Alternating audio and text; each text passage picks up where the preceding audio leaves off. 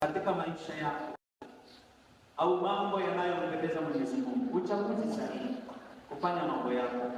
Wakati mwingine shindwa kufanya uchaguzi wa mambo sahihi, unachagua mambo ya ovyo, unaanza kuchagua vitu ambavyo ni vya kuudhi, vya kuharibu.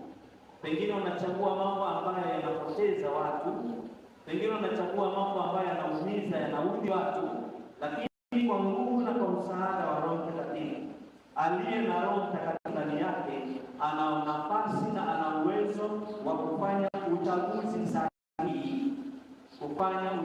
sahihi, uchaguzi sahihi.